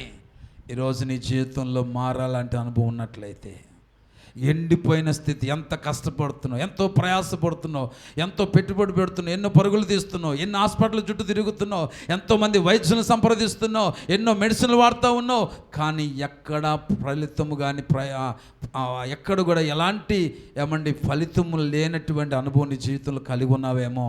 ఈరోజు ఈ మట్ల ఆదివారం సందర్భంగా, ఈ ఫామ్ సండే సందర్భంగా చెప్తున్నాను, గాడిద యేసయ్యను మోసినట్లుగా ఈరోజు మొదలుకొని యేసయ్యను మోయడానికి నువ్వు సమర్పించుకో. హల్లెలూయా. యేసయ్య బిడ్డగా బ్రతకడానికి నిన్ను సమర్పించుకో. ఇప్పటి వరకు నామకార్థంగా జీవిస్తూ ఉన్నావేమో, మందిరానికి వస్తున్నావు కానీ ఏదో జీవించుతున్నావు అని పేరు మాత్రం ఉంది, కానీ దేవుడి కొరకు మనం బ్రతకట్లేదు. ఇంకా ఏదో లోకాసులు మనం వెంటాడుతూ ఉన్నాయి, లోక సంబంధమైన ఏదో మన మీద ఏలుబడి చేస్తున్నాయి. ఈరోజు సంపూర్ణంగా, పరిపూర్ణంగా, పూర్తిగా నువ్వు యేసయ్య బిడ్డగా నువ్వు మారగలిగితే గాడిద చరిత్ర మారిపోయినట్లుగా మీ చరిత్రలు మారిపోతాయి. Praise the lord. హల్లెలూయా. మునుపు ఎన్నడూ చూడనటువంటి మార్గాల గుండగా ఇప్పుడు గాడిద ఏం చేస్తుంటే వెళుతూ ఉంది. మునుపెన్నడు వెళ్ళని స్థలాలకు వెళ్తూ ఉంది, మునుపెన్నడు వెళ్ళని రీతిగా వెళ్తూ ఉంది. ఎండ వేడిగాని తగిలితే కాళ్ళకు ఆ వేడి తగిలేది, ఇప్పుడు వస్త్రాలు మెత్తగా తగులుతున్నాయి దానికి వెళ్తుంటే. Praise the Lord. ఎలా జరుగుతుందంటే, ఒక పాదం వేస్తే బాధపడుతూ ఉండిద్ది, దాని బాధ దానికి ఉండిద్ది, కానీ ఇప్పుడు ఆ బాధ లేకోకుండా వస్త్రాల మీద, మెత్తని వస్త్రాల మీద అది నడుచుకుంటూ పోతూ ఉంది. Praise the lord. Hallelujah. Hallelujah. అసలు నాకు అనిపిస్తుంది, నేను అనుకుంటున్నా ఊరకనే, ఈ గాడిద అనుకున్నది, అయ్యా ఇప్పటికీ చాలా ఆలస్యమైపోయినట్టుగా ఉంది అయ్యా, అసలు నీకు వచ్చిన ఆలోచన ఇంకొక నెల ముందు వచ్చినా బాగుండేదేమో ప్రభువా, శుభ్రంగా అప్పుడే అనుభవాన్ని, ఆశీర్వాదాన్ని నేను అనుభవించేదాన్ని అనుకుంటుందేమో. అది ఈరోజు నీ జీవితంలో ఇప్పటికి ఆలస్యమైపోయిందేమో దేవుడు ఆశీర్వాదం అనుభవించడం.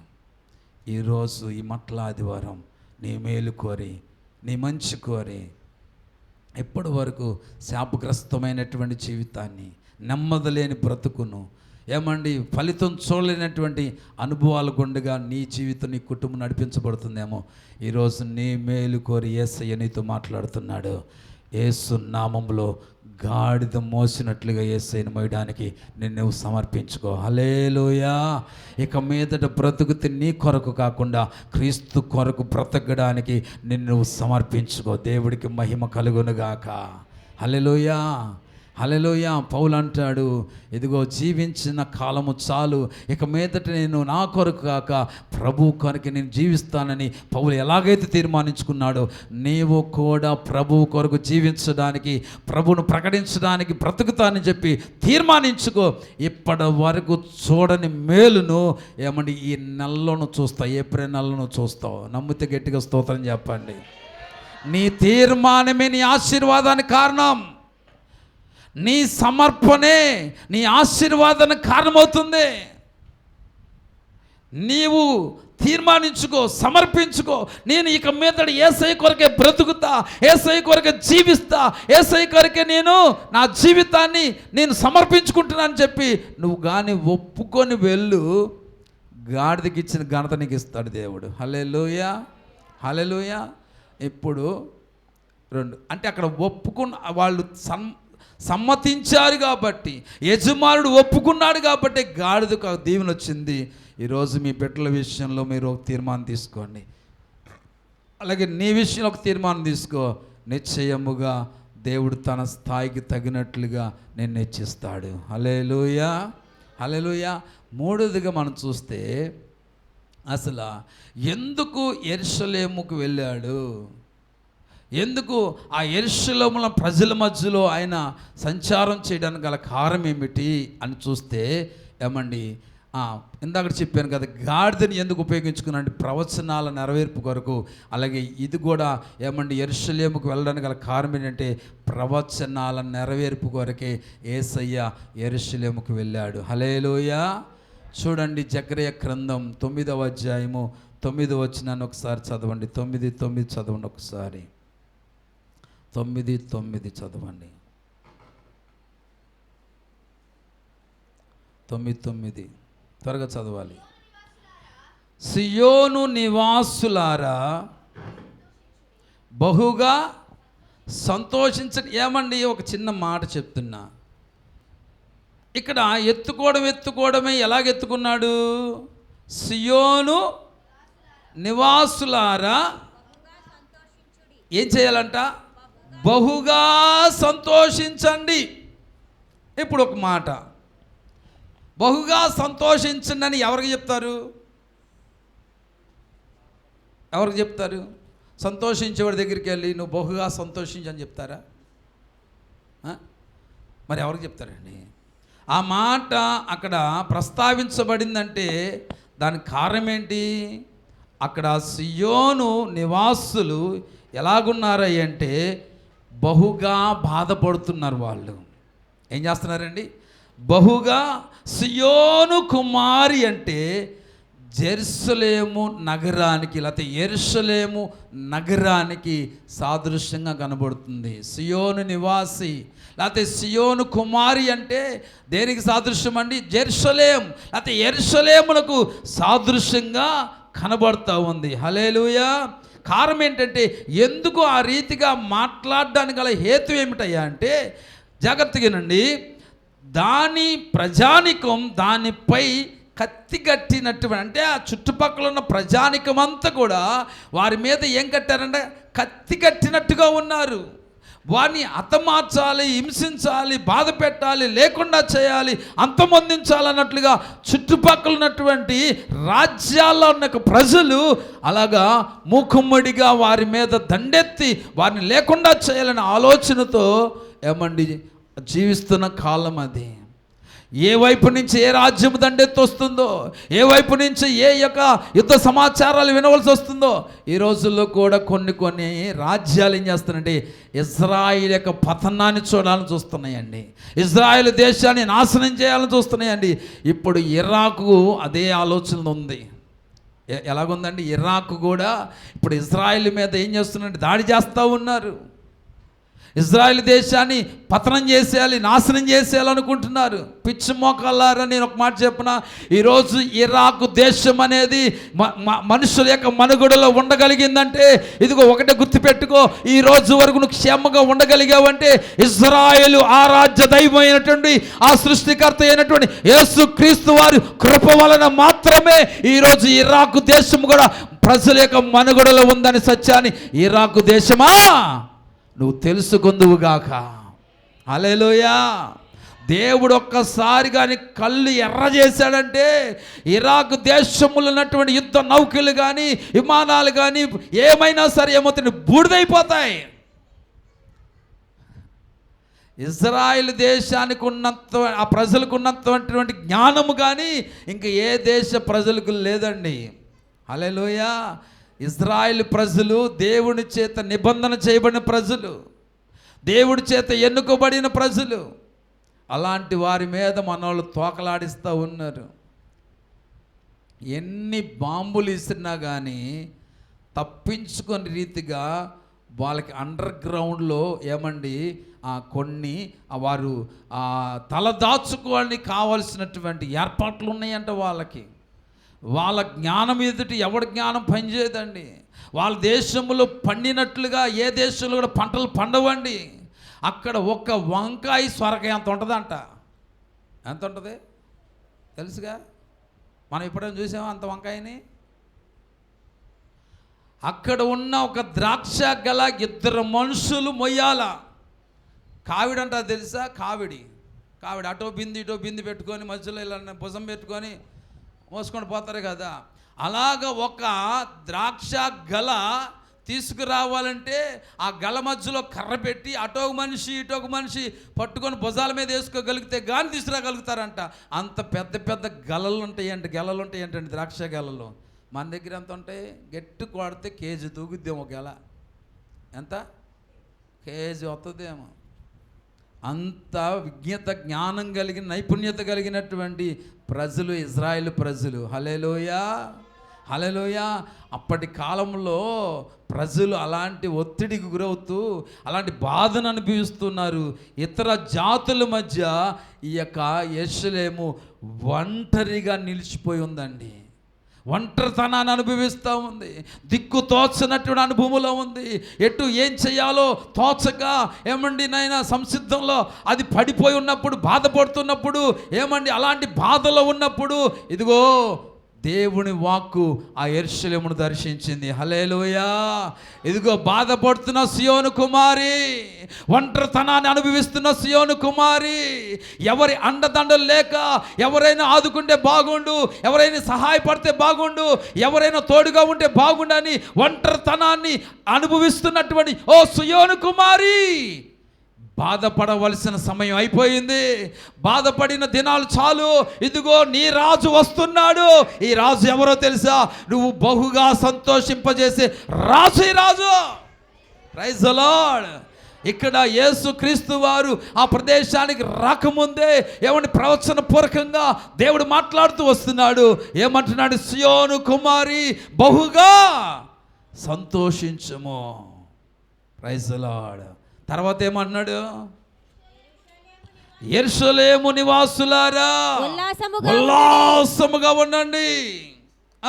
నీ రాజు. ఏ రాజు? అలాగొద్దు, నా రాజు అని చెప్పండి. ఎవరు రాజు? స్వాతి, ఆ రాజు ఎవరు రాజు? చెప్పురా స్వాతి. నీ రాజేనా?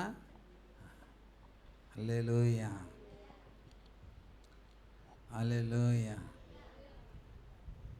ఒక ఆమె ఉద్యమం ఎక్కువైపోయి అక్కడ నేను ఒక ఎత్తి ఎవరు బిడ్డ అనగానే పాపం ఏదో వాక్య వెలుగులో నా బిడ్డ అనేసింది. ఇంకా ఆ బిడ్డకి పెళ్ళి కాల. ఏం కాల? ఆ బిడ్డకి ఇంకా పెళ్ళి కాల. నేను ఈ బిడ్డ ఎవరు బిడ్డ అనగానే అసలు తల్లి చెప్పుకోకుండా పెళ్ళి కాని తల్లి చెప్పింది నా బిడ్డ అని. నేను అన్నాను, అయితే నీ మనసు ఎరిగి దేవుడు అలాంటి బిడ్డలను ఎత్తాళ్ళే పెళ్ళైన తర్వాత అని చెప్పా. ఆశపడండి, పెళ్ళి కాకముందే నాకు పలానా లాంటి బిడ్డ కావాలి, పలానా లాంటి బిడ్డ కావాలని ఆశపడు. పుట్టినోడిని కలెక్టర్ చేయాలని ఆశపట్టట్ల మీకు? ఆడు పుట్టంగానే ఈడు ఏమైపోవాలి, కలెక్టర్ అయిపోవాలని ప్రార్థన చేయండి గారు. ఆడికి అమ్మ అంటాం రాదు, నాన్న అంటాం రాదు, గీయడం కూడా రాదు. వీడి కోసం ఏం ప్రార్థన చేయాలా? మీ ఆశ మంచిదే, కలలు కానీ తప్పు లేదు. అలాగనేటప్పటికీ నిశ్చయంగా దేవుడు నీకు అలాంటి మనసు కలిగిన బిడ్డల్ని పెళ్ళిన తర్వాత ఇస్తాడు పా అని చెప్పి దీవించేశా. హల్లెలూయా, హల్లెలూయా. ఇప్పుడు చెప్పండి, ఎవరు రాజు చెప్పండి? నా రాజు చెప్పండి, నా రాజు. మన రాజు ఎలాంటి వాడు? నీతిపరుడును. బేకరుడు అన్నట్టు కనబడింది నాకు. నీతిపరుడును, రక్షణ గలవాడును, దీనుడనై గాడిద పిల్లను ఎక్కి నీ యొద్దకే వచ్చుచున్నాడు. యేసయ్య మన యొద్దకు వచ్చే దేవుడేనా? ఆయన యొద్దకు రమ్మని చెప్పేవాడు కాదు. నువ్వెక్కడ ఉంటే అక్కడికి వచ్చి నిన్ను దీవించేవాడు ఆయన. హల్లెలూయా. మన ఇంట్లో ఏది కొద్దిగా రిపేర్ వచ్చినా సరే, అయ్యా రాయి అంటే నన్ను వచ్చి తీసుకెళ్ళాను రోజులకు వచ్చేసాం. వచ్చి ఏం చేయాలంట? తీసుకెళ్తే వస్తారంట, లేకపోతే రారంట. అట్ట అయిపోయింది. కానీ మన యేసయ్య నిన్న నేడు నిరంతరము ఒకే రీతిగా ఉండే దేవుడు. నువ్వు ఉన్న స్థలానికి వచ్చి నా దేవుడు నిన్ను దీవిస్తాడు. నువ్వు ఉన్న స్థలానికి వచ్చి నిన్ను బహుగా సంతోషింపజేస్తాడు. నువ్వు ఉన్న స్థలానికి వచ్చి నీకు బహుగా ఉల్లసించేటట్లుగా చేస్తాడు. అది ఈ దేవుడు మన రాజు యొక్క గొప్పతనం. ప్రైజ్ ది లార్డ్, హల్లెలూయా. చూద్దాం ఈ రాజు జీవితం ద్వారా, ఈ రాజు వలన ఏమండి సియోను నివాసులు లేకపోతే యెరూషలేము వారికి, యూదా వారికి జరిగిన మేలేమిటో ఒక్కసారి మనం చూద్దాం. రాజుల 2వ గ్రంథం, త్వరగా తీయండి. రాజుల 2వ గ్రంథం, ప్రైజ్ ది లార్డ్. 19వ అధ్యాయము. రాజుల 2వ గ్రంథం 19వ అధ్యాయము 20వ వచనము నుండి ఒకసారి మనం చదువుకుందాం.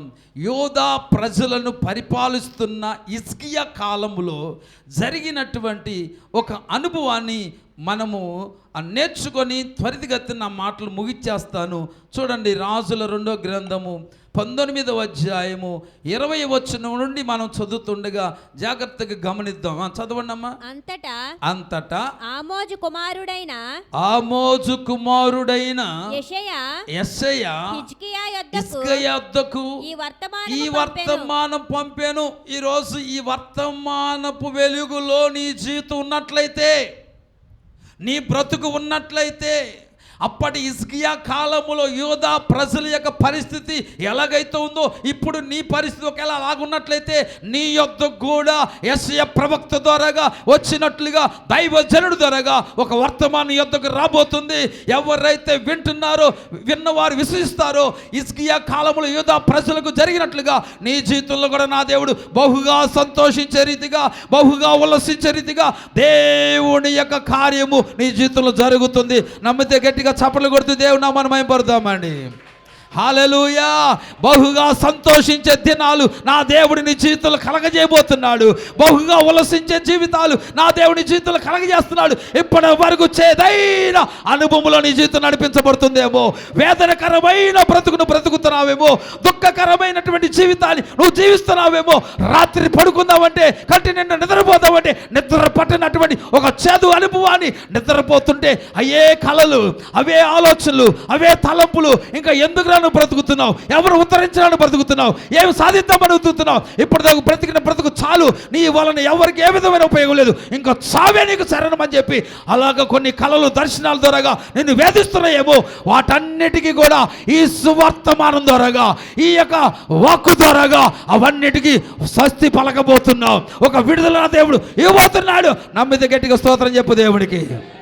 హల్లెలూయా, హల్లెలూయా, హల్లెలూయా. దుఃఖపడిన దినాలు చాలు. వేదన నొందిన దేశంలో మబ్బు నిలవదని చెప్పిన దేవుడే ఇప్పటి వరకు వేదన నొందిన వారులారా ఇక నీ జీవితంలో మబ్బు నిలవదు. స్తోత్రం. మబ్బు చీకటికి సాదృశ్యం, మబ్బు వేదనకు సాదృశ్యం, మబ్బు ఏమని ఏడుపుకి సాదృశ్యం, శాపానికి సాదృశ్యం, నష్టానికి సాదృశ్యం. కీడుకు సాదృశ్యం. ఆ మబ్బు ఇక నిలవదు. నువ్వు వేదన చెందుతూ వచ్చావు, రోధిస్తూ వచ్చావు, ఏడుస్తూ వచ్చావు, ఉపవాసం ఉన్నావు. ప్రభు ఈ వేదన ఎప్పుడు తొలగించబడుతుంది, ఈ దుఃఖం నుంచి ఎప్పుడు బయటపడతానని చెప్పి అనేక దినాలు ఏడుస్తూ వచ్చావేమో. నా దేవుడు అంటున్నాడు, ఇంకా మబ్బు నిలవదు. Praise the Lord. ఇక నువ్వు బహుగా సంతోషించబోతున్నావు, నువ్వు బహుగా ఆనందించబోతున్నావు. ఎదుగు దేవుడు అంటున్నాడు, ఇలాగొక వర్తమానము పంపాను. ఏంటి ఆ వర్తమానం? ఇశ్రాయేలీయుల దేవుడు యెహోవా సెలవిచ్చినదేమనగా, అష్షూరు రాజైన సన్హెరీబు విషయమందు నీవు నా ఎదుట చేసిన ప్రార్థన నేను అంగీకరించి ఉన్నాను. ఈరోజు నా దేవుడు నీతో అదే మాట్లాడుతున్నాడు. Praise the lord.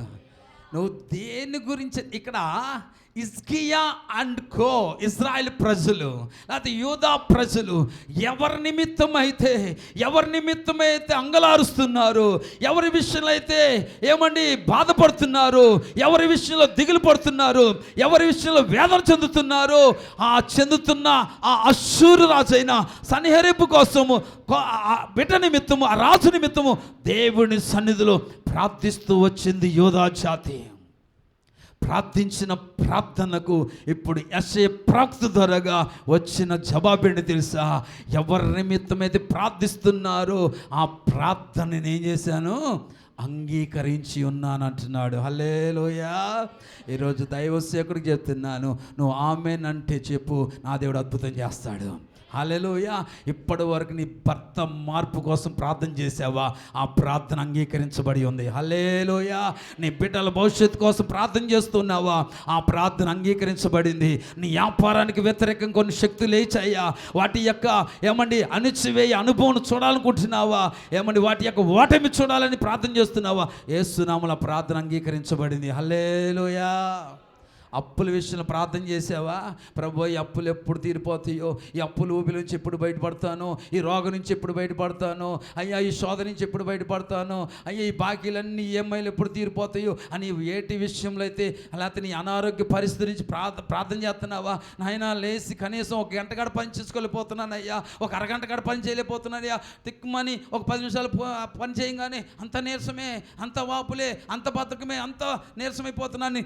దేని విషయములో అయితే దేవుని సన్నిధిలో ప్రార్థించావు, ఆ ప్రార్థన దేవుడు అంగీకరించాడు. నమ్మితే గట్టిగా స్తోత్రం చెప్పాం. అంగీకరించామంటే అర్థం ఏంటి తెలుసా? ఇంకా ఆ బాధ తొలగిపోయినట్లే, ఆ వేదన తొలగించబడినట్లే, ఆ సమస్య దూరమైనట్లే. నీ విశ్వాసమే దేవుడి మహిమ చూసేటట్లు చేస్తుంది. నీ విశ్వాసమే హిజ్కియా కాలంలో జరిగిన అద్భుతము నీ జీవితంలో కూడా జరుగుద్ది. ఇప్పుడు అంగీకరించబడింది అన్నాడు కదా, ఇప్పుడు త్వరగా రండి, ముందుకు రండి. అతని గూర్చి యెహోవా సెలవిచ్చిన మాట ఏదనగా, సీయోను కుమార్తె అయిన కన్యక నిన్ను దూషణ చేయుచున్నది. చూడండి, కుమారి, ఆ సన్హెరీబు వాడు, ఆ అష్షూరు రాజు నిన్నేం చేస్తున్నాడు? ఒకటి, నిన్ను దూషిస్తున్నాడు, నిన్ను శపిస్తున్నాడు, నిన్ను శాపనాదాలు పెడుతున్నాడు. ఒకటి. రెండవది, నిన్ను అపహాసం చేస్తున్నాడు. మూడవది, యెరూషలేము కుమారి నిన్ను చూచి తల ఊచుచున్నది. ఎలాగంట? చూస్తా, నీ పని చూస్తా, నీ అంత చూస్తా, ఇలాగ తలలు ఊపుచున్నది, నిన్ను బాగా అపహాసం చేస్తుంది, నిన్ను దూషించుతున్నది. నువ్వు ఎవరిని తిరస్కరించితివి, ఎవరిని దూషించితివి, నీవు గర్వించి ఎవరిని భయపెట్టితివి? ఇశ్రాయేలీయుల పరిశుద్ధ దేవుణ్ణి కదా. హల్లెలూయా. ఈ మాటలను బట్టి మీకు సత్యం చెప్పనా, నేను అవమానపరుస్తున్నారండి. ఎవరిని అవమానపరిచినట్టు తెలుసా? పరిశుద్ధ దేవుని అవమానపరిచినట్లే. నిన్ను దూషిస్తున్నారంటే ఎవరిని దూషించినట్లే తెలుసా? పరిశుద్ధ దేవుని దూషిస్తున్నట్లే. నిన్ను కొడుతుంటే ఎవరిని కొట్టినట్టు తెలుసా? పరిశుద్ధ దేవుని కొట్టినట్లే. అందుకని దేవుడు అన్నాడు, నిన్ను ముట్టినవాడు, చెప్పండి, నా కనుగుడ్డును ముట్టినట్లే. అంటే నిన్ను ముడితే యేసయ్య కనుగుడ్డును ముట్టినట్లే, నిన్ను దూషిస్తే యేసయ్యను దూషించినట్లే, నిన్ను శపిస్తే యేసయ్యను శపించినట్లే. ఎందుకంటే నీవు ఆయన ఆలయమై ఉన్నావు. Praise the lord. హల్లెలూయా. ఆయన అంటున్నాడు, శరీరములో అవయవాలు, శరీరము సంఘానికి సాదృశ్యం, అవయవాలు సంఘములో బిడ్డలకు సాదృశ్యం. ఇప్పుడు నువ్వేమై ఉంటే ఆ అవయవములలో ఒక్క వ్యక్తివై ఉన్నావు నీవు. ప్రైజ్ ది లార్డ్, హల్లెలూయా. అయితే ఇప్పుడు అంటున్నాడు కదా, ఏమంటున్నాడు? నీ దూతల చేత యెహోవాను తిరస్కరించి పలికించిన మాటలు ఇవే కదా. ఆ మాటలు ఇంటికి వెళ్ళి చదువుకోండి. ఇప్పుడు రండి 29కి రండి, 29కి. మరియు యెషయా చెప్పినది ఏమనగా, హిజ్కియా నీకిదే సూచన యొగును. ఈరోజు మీకు కూడా, ఈరోజు మొదలుకొని దేవుడిని దీవిస్తున్నా లేదో కొన్ని సూచనలు నీకు తెలియజేయబోతున్నాడు. Praise the lord. సూచన అంటే ఏంటండి? ఎలా తెలుస్తుంది? ఒక మాట, మనకి టైఫాయిడ్ జ్వరం వచ్చిన వాళ్ళు అందరూ ఉన్నారు కదా ఇక్కడ, టైఫాయిడ్ అనుభవం వాళ్ళు ఉన్నారుగా, మలేరియా జ్వరం వచ్చిన వాళ్ళు అందరూ ఉన్నారుగా, ఏమండి? లేకపోతే షుగర్ వచ్చిన వాళ్ళు కూడా ఉన్నారు కదా. నేను అన్నీ ఉన్నాయి, నాకు అన్నీ వచ్చినాయి. అయితే డాక్టర్లు అంటారు కదా, వారం రోజులు వాడండి, 10 రోజులు వాడండి అంటారు. వాడినప్పుడు ఏం చేయమంటారు? మళ్ళీ ఒక్కసారి 10 రోజులు మందులు వాడిన తర్వాత మళ్ళీ ఒకసారి రండి నా దగ్గరికి. ఎందుకు? తగ్గిందో లేదో చూస్తాను. అప్పుడు టెస్ట్ చేసినప్పుడు ఏం కనబడుద్ది? సూచన ఏంటంటే తగ్గడం. సూచన ఏంటి? తగ్గిందా అది పెరిగింది, ఏదైనా సరే ఒక సూచనగా మళ్ళా ఆ రిపోర్ట్లు తెలిసింది. అవునా కాదా? అలాగే దేవుడు చేయబోతుంది సూచనగా నా దేవునికి తెలియపరుస్తాడంట. హల్లెలూయా, హల్లెలూయా. ఇప్పుడు ఉదాహరణకి నువ్వు ఎవరినైనా ఒకటి నేను అడుగుతాను, కరెక్ట్గా నాకు సమాధానం చెప్పండి. దాచుకోమాకండి, ఎవరైనా దాచుకోమాకండి. దాచుకుంటే నాకు సంబంధం లేదు. ఇక్కడ ఎవరైనా మీరే చేతులు ఎత్తితే మిమ్మల్ని అడుగుతా, మీరు ఎవరైనా సరే దేని విషయంలో అయినా ప్రార్థన చేస్తున్నామండి, ఒక దాని విషయంలో నేను బయటపడాలి, విడుదల పొందుకోవాలి, ఒక కార్యం చూడాలని నేను ప్రార్థన చేస్తున్నానండి అన్నవాళ్ళు ఎవరన్నా ఉంటే చేయొద్దండి. ఓకే, ఎత్తారుగా. రాంబాబు, నిన్ను అడుగుతానా, వర్క్ చేసేటప్పుడు నా తోటి స్నేహితుడు కాబట్టి, రాంబాబు దేని విషయంలో సూచన అడుగుతున్నా చెప్పు. ఏం జరగాలని కోరుకుంటున్నావు, ప్రార్థన చేస్తున్నావు విశ్వాసంతో. ఈరోజు ఎత్తిన వాళ్ళందరూ కూడా విశ్వాసంతోనే చెప్పిన మాటల వెలుగులు నడుచుకోండి, దేవుడు అద్భుతం చేస్తాడు అంతే. హల్లెలూయా. చెప్పున్నాను రాంబాబు, దేని విషయంలో ప్రార్థన చేసుకుంటున్నావు? నీ బాబు చదువు విషయంలో, నీ సర్టిఫికెట్ విషయంలో, ఓకే కదా? నమ్ముతావా? నీ బిడ్డ చదువు విషయంలో కూడా ఒక సూచన ఏంటంటే గతములో బాబు ఏం చదువుతున్నాడు? Pharm D. ఇప్పుడు ఎన్నో సంవత్సరం? 4వ సంవత్సరం. అయితే గుర్తుపెట్టుకో, సూచన దేవుడు నీ బిడ్డ ఆశను ఏదైతే కలిగి ఉన్నావో అది నెరవేర్చబడుతుందని ఒక సూచన. బిడ్డ కూడా దేవుడిని నమ్మాలి పూర్తిగా. ఎక్కడ నమ్మకం తేడా ఉన్నా కానీ జరగదు. ఇక్కడ నమ్మినందుకు జరిగింది. నమ్మకం ఉండాలి, విశ్వాసం ఉండాలి. అంతేగాని నువ్వు ఆశ చెప్పి నేను చెప్పిన దాన్ని బట్టి జరగదు. నీ ఆశ ఇక దైవ సేవకుడి ద్వారా చెప్పినటువంటి మాట, 2 విషయాల్లో నమ్మకం ఉండాలి. నమ్మకం ఉంటే నీకు సూచనగా ఏమైపోతున్నాడు తెలుసా? గతంలో 3 సంవత్సరాల పాటు రాని మార్కులు 4వ సంవత్సరంలో దేవుడిస్తాడు. నమ్మితే గట్టిగా స్తోత్రం చెప్పు. దేవుడికి మహిమ కలుగునుగాక. ఇదే ఒక సూచన. నేను నా దేవుడి జీవితంలో నా దేవుడి దగ్గర నేను అడిగాను, మొట్టమొదటిగా ప్రసంగం చేయమని అయ్యగా నాకు చెప్పినప్పుడు నేను అలా ప్రార్థన చేస్తూ ఉండగా శతాధిపతి యొక్క దాసుడు గురించి చెప్పమన్నాడు దేవుడు. ప్రభువా, ఆ దాసుడు ఎవరు? పక్షవాయు కలిగినవాడు, పక్షవాతం కలిగినవాడు. అయ్యా, నా యేసయ్య స్వస్థపరుస్తాడని చెప్పి ఆగండి, హల్లెలూయా చెప్పండి, స్తోత్రం చెప్పండి అంటూ కానీ గీక్కుంటూ ప్రసంగం చేశాను. ఒకడే వింటాడా? ఎందుకంటే ఆ ప్రసంగం చేసే సమయానికి, ఆ ప్రసంగం చెప్పమని చెప్పే టయానికి నా ఒంటి నిండా దురదలే, అరచెయ్యంత మందం ఉండేది. ఇక్కడ బాగా వచ్చేయి, ఇక్కడ వచ్చేయి, ఈ మూతోన ఇంత లావును వాసేది, కళ్ళను పూడిపోయాయి. దానికి సాక్ష్యం నా కుటుంబస్తులు, నన్ను చూసిన కొంతమంది. అలాంటి పరిస్థితుల్లో ఉండి దేవుడు ఆ వాక్యం చెప్పమంటే నేను అన్నాను, నేనే గిక్కున్నవాడిని అయితే ఇంకా ఆ గిక్కున్నవాడికి ఏం బాగు చేస్తావని ఏం చెప్పమంటాయా?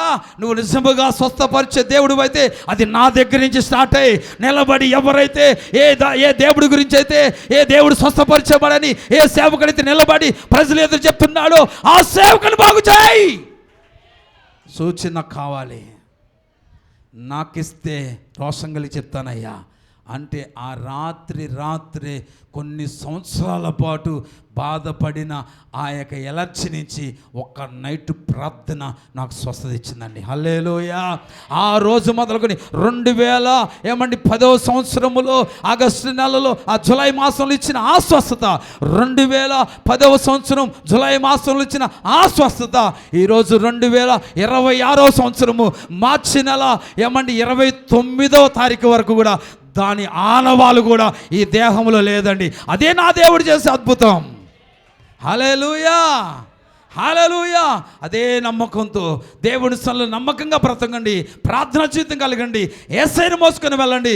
ఈ 4 సంవత్సరం స్టడీలో 3 సంవత్సరాల పాటు రాని ఆ యొక్క మార్కులు ఈ 4 సంవత్సరం ఇస్తాడు. నమ్ము, ప్రార్థన చేసుకో, అద్భుతం చూస్తాను నీవు. అదే నీకు చూచిన. హల్లెలూయా. ఇక్కడ ఉన్న వారందరూ కూడా చెప్తున్నాను, ఎవరెవరైతే చేతులు ఎత్తారో ఎత్తిన వారందరూ కూడా వాక్య ప్రకారంగా బ్రతకండి, నమ్మండి. యేసు నామములో నమ్మితే ఏప్రిల్ నెలలోనే నువ్వు కోరుకున్న ప్రార్థనకు సూచనతో మొదలు పెడతాడు దేవుడు. సూచనతో మొదలు పెట్టాడని అర్థం ఏంటో తెలుసా? కార్యం జరిగినట్లే. ఇంకా హల్లెలూయా అంటున్నాడు కదా. ఏమన్నాడు? హిజ్కియా ఇదే నీకు సూచన. ఏంటా సూచన? ఈ సంవత్సరమందు నేను ఒక్కొక్కటి చెబుతూ ఉండగా నమ్మిన వాళ్ళు చప్పట్లు కొట్టుకోండి, దేవుని స్తుతించుకోండి, అద్భుతం చేస్తాడు. ఇప్పుడు కదా దేని కొడతారా మీరు చప్పట్లు? వరకు తేరగా వచ్చింది చప్పట్లు అంటే చదువుతూ ఉండగా ఆ చదివిన వాక్యమందు నువ్వు నమ్మితే నీ జీవితంలో కూడా కార్యం చేస్తాడు దేవుడు. చదువునమ్మా, చదువురా. ఈ సంవత్సరమందు దానంతట అదే పండు ధాన్యము. ఒకటి నెంబర్ 1 ఈ సంవత్సరం ఏంటండి? హల్లెలూయా. ఎప్పుడో వేసుకున్నావు, ఫలితం లేదు, ఇంకా ఆశలు వదిలేసుకున్నావు, ఇంకా దాని మీద ఏ మాత్రం నమ్మకం లేదు. నమ్మకం లేకుండా మా పాటరమ్మ గారి విషయంలో చెప్తానండి. మా పాటరమ్మ గారు ఒక ఆమె టీచర్ గారు అని టీచర్ ఆంటీ గారు ఉన్నారు. ఆమె ఏం చెట్లు ఇచ్చింది? తోటకూర విత్తనాలు ఇచ్చిందంట.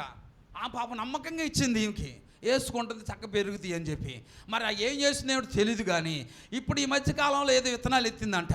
విత్తితేనండి ఎప్పుడో వేసిన విత్తనాలు ఇప్పుడు మొలిసినాయి అంట. అయ్యే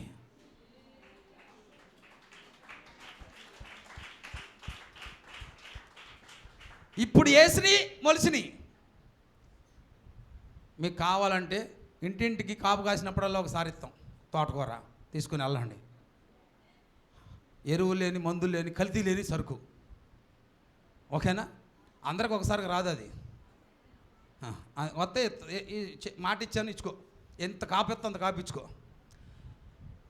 ఇప్పుడు ఇత్తనియి వచ్చినాయి, ఎప్పుడో వేసిందట. ఆమె వెళ్ళిపోయి ఎన్ని సంవత్సరాలు అయింది? 5-6 సంవత్సరాలు అవుతుందా? ఆమె వెళ్ళిపోయి 2 సంవత్సరాలు అయిందంటండి. సర్లే 2 సంవత్సరాలు. ఏమన్నా వేసి 4 రోజులకి మొలక ఎత్తపోతే మనకు ఆశ ఉంటుంది. ఇంకా అయ్యే చచ్చిపోయి ఉంటాయి, అలా ఎత్తుకెళ్ళిపోయి కులిపోయి ఉంటాయి అనుకుంటాం కదా. ఎప్పుడో 2 సంవత్సరాల క్రితం వేసినాయి, ఇంకా వాటి మీద ఆశలు వదిలేసుకుంటే ఇప్పుడు వేసిన విత్తనాలతో పాటుగా అవి కూడా ఏమైనట మొలకొచ్చినాయి అంట అండి. పాస్టర్ గారు అయ్యి అని మీకు ఎట్లా తెలుసు అంటే ఇప్పుడు వేసిన విత్తనాలను ఒక టైపులో ఎదిగినాయి, అప్పుడెప్పుడు వేసినాయను ఏమండి బలంగా బాగా వేపుగా ఎదిగినాయండి. అదే దానికి దీనికి కారణం. ఈరోజు నా దేవుడు కూడా నీకు అదే చెప్తున్నాడు. ఈ సంవత్సరం అంట ఇక్కడ అంటున్నాడు కదా, దాని అంతటా అదే ఏమవుతుందంట? పండు ధాన్యం నీకు ఇస్తుందంట. హల్లెలూయా. ఏ ధాన్యం ఇస్తుందంట? నీకు ఉపయోగపడే ధాన్యం ఇస్తుంది. నేను అంటున్నాను ఈ మాటల వెలుగులు చెప్పనా, గతంలో నువ్వు ఎన్నో ప్రయాసలు పడ్డావు, ఎంతో కష్టపడ్డావు కదా, ఆ రోజు చూడని ఆ ఫలితాన్ని ఈ సంవత్సరములో దాని అంతటా అదే నీ యొద్దకు రాబోతుంది. హల్లెలూయా. దాని ఫలము చూస్తావు, ఆ పంటను చూస్తావు, ఆ ఆశీర్వాదం చూస్తావు. ఈరోజు ఈ మాట వెలుగులో నా దేవుడు ఆత్మ నాతో మాట్లాడుతుంది కదా. ఇదిగో 15 సంవత్సరాలుగా ఇదిగో నమ్మిన బంటుగా నేను అప్పగించిన పనిని చేస్తున్నావు కదా. ఈ 15 సంవత్సరాల పాటు ఇదిగో పడిన ప్రయాసకు పొందని ఫలితాన్ని 16వ సంవత్సరం నుంచి దాని అంతట అదే పండబోతుంది. హల్లెలూయా, హల్లెలూయా. దాని అంతట అదే పండబోతుంది. Praise the lord. ఒకప్పుడు ఏ ఆత్మల కోసం అయితే కన్నీరు కార్చాలో, ఏ ఆత్మల కోసం అయితే ఉపవాసం ఉండి ప్రార్థించాలో, ఏ ఆత్మల కోసం అయితే ఇంటింటికి తిరిగాలో, ఈ 15 సంవత్సరాల పాటు పడిన ప్రయాస ఫలించకపోవచ్చు. 16వ సంవత్సరంలో నుంచి ఈ 15 సంవత్సరాల పంట తనంతటదే పండబోతుంది. దేవుడికి మహిమ కలుగును గాక. నేను నమ్ముతున్న ఈ మాటని, దేవుడు నాకు ఇచ్చిన మాట నమ్ముతున్నా. నమ్మి దానికి తగ్గట్లుగానే ఆ పంట నేను అనుభవిస్తాను. హల్లెలూయా. రెండవ మాట అంటున్నాడు, 2వ సంవత్సరం మందు దాని నుండి కలుగు ధాన్యమును భుజింతురు. మొదటి సంవత్సరం వాడు పండుద్దంట, 2వ సంవత్సరం దాని పంట తింటావు. స్తోత్రం. హల్లెలూయా. మొదటికి ఏమైంది? పండుద్ది. 2వ సంవత్సరం వచ్చేసరికి అక్కడ ఏమన్నాడు? కలుగు ధాన్యమును భుజిస్తావు. 3వ సంవత్సరం, 3వ సంవత్సరమున మీరు విత్తిన విత్తి చేలు కోయుదురు. దేవుడికి స్తోత్రం కలుగునుగాక. ఫస్ట్ సంవత్సరమును అసలు విత్తనది మొలుసుద్ది, పండు ధాన్యంగా మారుతుంది. 2వ సంవత్సరము దాన్ని ఏం చేస్తావు? అనుభవిస్తూ ఉంటావు. 3వ సంవత్సరం విత్తిన విత్తిని నువ్వు కోసుకుంటూ పోతావు. ఇంకా నిరాశ ఉండదు నీకు. ఎంత విత్తుతో అంత కోసుకుంటావంట. హల్లెలూయా, హల్లెలూయా. ఇదే సియోను కుమారికి దేవుడిస్తున్న వాక్యదే.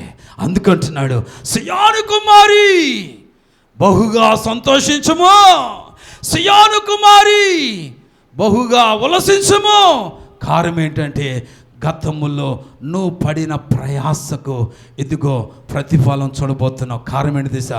నీ రాజు నీ యొద్దకు రాబోతున్నాడు. Praise the Lord. మనం ఉన్న స్థలానికి రాబోతున్నాడు. మనం ఉన్నటువంటి ఆ పరిస్థితుల్లోకి రాబోతున్నాడు. మనం ఉన్నటువంటి ఆ గృహాల్లోకి రాబోతున్నాడు. నువ్వెక్కడ ఉన్నావో అక్కడికి వచ్చి నా దేవుడు తన వాక్కు నెరవేర్చబోతున్నాడు. హల్లెలూయా. చెప్పాడా? ఇంకా నేను ముందుకెళ్ళిపోతున్నాను. 35 వచనం చదవండి. 35 వచనం. ఆ రాత్రియే ఏ రాత్రి అయితే దేవుడు మాట్లాడాడు, ఆ రాత్రి అంటున్నాడు. ఏమంటాడు? యెహోవా దూత బయలుదేరి అష్షూరు వారి దండుపేటలో చొచ్చి 186,000 మందిని 5,000 మందిని హతము చేసెను. అంతే. దెబ్బకి అష్షూరు జాతి యావత్తు కూడా ఏమండి నిర్మూలమైపోయింది. సియోను కుమారికి దుఃఖం కలిగించిన, వేదన కలిగించిన, ఏమండి కన్నీరు తెప్పించిన ఆ అష్షూరు సైన్యం అయిపోయిందంటే ఏమండి నాశనం అయిపోయిందండి. హల్లెలూయా, హల్లెలూయా. తర్వాత చూడండి, ఉదయమున జనులు లేచి చూడగా వారందరూ మృత కళేబరములై ఉండేరి. హల్లెలూయా. అంత మాత్రమే కాదు, అష్షూరు రాజైన సన్హెరీబు తిరిగిపోయి నినివే పట్టణములకు వచ్చి నివసించిన తర్వాత అతడు నిస్రోకు అను దేవత మందిరము మొక్కుచుండగా అతని కుమారులైన అద్రిమేలెకును షరేజురును ఖడ్గముతో అతన్ని చంపి అరారోతు దేశములోనికి తప్పించుకొని పోయేరి. Praise the lord. రాజు కూడా ఏమైపోయాడు? హతమైపోయాడు. ఇది అందుకే అంటున్నాడు, యెరూషలేము కుమార్తెలారా, సియోను కుమారి బహుగా సంతోషించు. కారణం ఏంటంటే నీ దుఃఖ దినములు దేవుడు సమాప్తం చేయబోతున్నాడు. హల్లెలూయా. నీకు దుఃఖానికి వేదన కారణమైన అష్షూరు నేనేం చేయబోతున్నా? హతము చేయబోతున్నా. దేవుడు చెప్పిన రీతిగానే అష్షూరు రాజుని, సన్హెరీబు రాజుని ఏం చేశాడు? హతము చేసి పడేశాడు. ఈరోజు నీకు వ్యతిరేకంగా ఏ శక్తులు అయితే నిలబడుతున్నాయో, నువ్వు వెతకకోకుండా చేస్తున్నాయో, నువ్వు దీవించబడకుండా చేస్తున్నాయో, నిన్ను ఏడిపిస్తూ ఉన్నాయో, నిన్ను దూషిస్తున్నాయో, ఆ జాతిని నా దేవుడు నిర్మూలన చేసేస్తాడంట. అందుకే మన రాజు సాత్వికుడై గాడిదను వాహనంగా చేసుకొని మన యొద్దకు వస్తున్నాడు. ఎందుకు తెలుసా? నిన్ను బహుగా సంతోషింపచేయడానికి, నువ్వు బహుగా ఉల్లాసముతో నిన్ను నింపడానికి యేసయ్య మన దగ్గరికి వస్తున్నాడు. అట్టి దేవుడు కృప మనకు నిత్యము తోడుగా ఉండి నడిపించును గాక. ఆమెను కళ్ళు మూసుకొని, అందరు కళ్ళు మూసుకోండి, ప్రార్థన చేసుకుందాం. చిన్న ప్రార్థన. ప్రేమ సువార్త ప్రార్థన మందిరమా, బహుగా సంతోషించు, బహుగా ఉల్లసించు. ఎందుకంటే మన రాజు మన ఎత్తుకు వస్తున్నాడు. ఎందుకంటే నువ్వు సంతోషించలేకపోవడానికి, నువ్వు ఉల్లాసంగా లేకపోవడానికి ఏ శత్రు మోకైతే నేను దూషిస్తుందో, అపహాసం చేస్తుందో, నీ కీడు చేస్తుందో, ఆ సైన్యాన్ని లేకుండా దేవుడు నిర్మూలన చేస్తాడంట. ఇది మొదలుకొని నీవు ఆ ఫలము తినబోతున్నావు. నీ కష్టం యొక్క ఫలము తినబోతున్నావు. ఇప్పటి వరకు నువ్వు కష్టపడిన కష్టమంతా నీకు తెలిసిన వారు, నీ బంధువులు, నీ ఇరుగు పొరుగు వారు, నీకు అయిన వారు దోచుకుంటూ వచ్చారు. ఇక మీదట దోచుకునే అవకాశము ఎవరికి దేవుడు ఇవ్వడు. నువ్వే అనుభవిస్తావు. ఇదే దేవుడి యొక్క వాక్కు. ప్రార్థన. దయగల తండ్రి, నువ్వు ఇచ్చిన వాక్కులను బట్టి స్తోత్రాలు. విన్న జీవితాలు ప్రభువా నమ్మి ఆశీర్వాదాన్ని పొందుకున్నాడు గాక. యేసయ్య శక్తి కలిగిన నామములో ప్రార్థించి మనవులను అడిగి వేడుకొనుచున్నాము తండ్రి. ఆమేన్, ఆమేన్.